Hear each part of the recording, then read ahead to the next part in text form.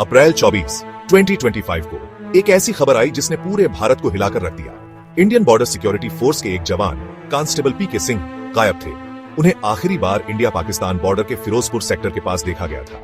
मामला थोड़ा गड़बड़ था, लेकिन एक बात जल्द ही साफ हो गई। कांस्टेबल सिंह पाकिस्तान की हिरासत में थे। शुरुआती रिपोर्ट्स में बताया गया कि बीएसएफ की 182वीं बटालियन के कांस्टेबल सिंह रूटीन पेट्रोल के दौरान गलती से बॉर्डर पार कर गए थे।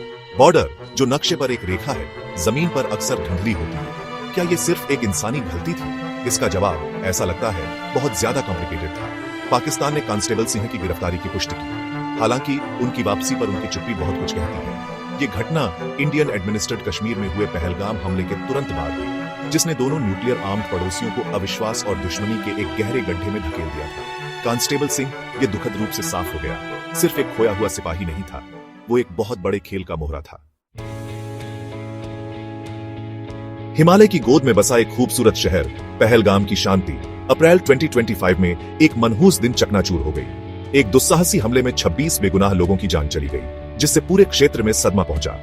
पीड़ितों में भारतीय नागरिक और एक नेपाली नागरिक शामिल थे। उनके परिवार अचानक और बेमतलब के नुकसान से जूझ रहे थे। भारत ने तुरंत पाकिस्तान पर उंगली उठाई, हमले में उसकी संलिप्तता का आरोप लगाया। पाकिस्तान ने इन आरोपों का जोरदार खंडन किया, उन्हें निराधार और मनगढ़ंत बताया। उन्होंने इस घटना को एक फॉल्स फ्लैग ऑपरेशन करार दिया, जिसे अंतरराष्ट्रीय मंच पर पाकिस्तान को बदनाम करने के लिए डिजाइन किया गया था।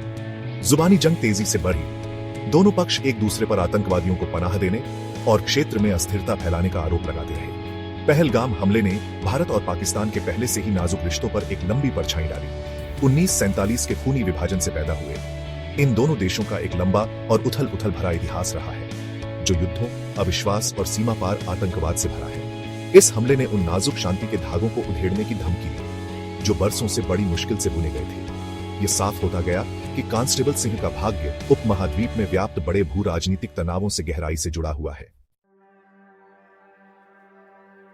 पहलगाम हमले और कांस्टेबल सिंह की गिरफ्तारी के बाद पाकिस्तान की प्रतिक्रिया तीव्र और बहुआयामी थी।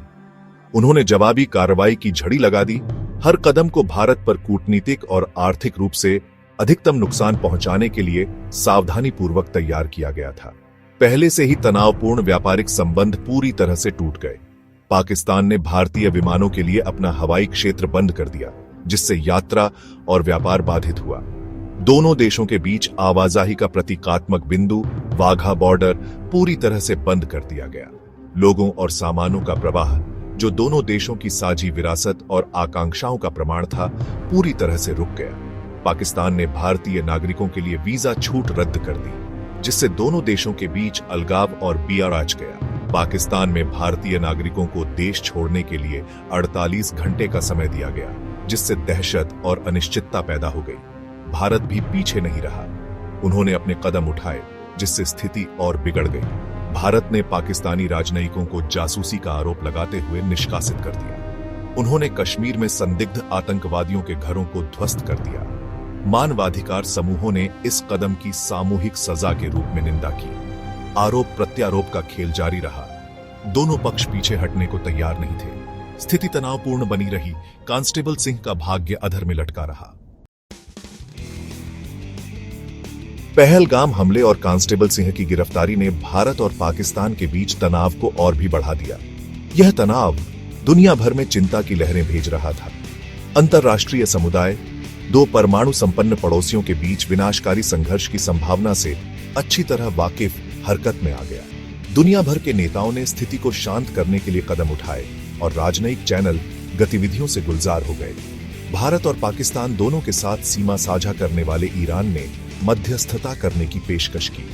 क्षेत्र के साथ उनके ऐतिहासिक और सांस्कृतिक संबंध और तटस्थ रुख उन्हें एक आदर्श मध्यस्थ बनाते हैं।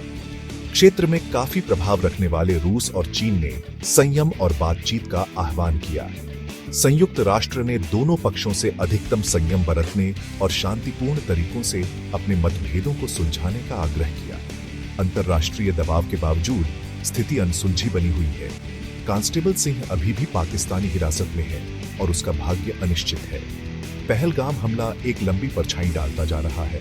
दोनों पक्ष एक दूसरे पर आतंकवादियों को पनाह देने और अंतरराष्ट्रीय कानून का उल्लंघन करने का आरोप लगा रहे हैं। अविश्वास और दुश्मनी के कारण बातचीत से समाधान की संभावना दूर लगती है। दुनिया बेसब्री से देख रही है, उम्मीद कर रही है कि कूटनीति जीतेगी और उपमहाद्वीप एक और विनाशकारी संघर्ष से बच जाएगा।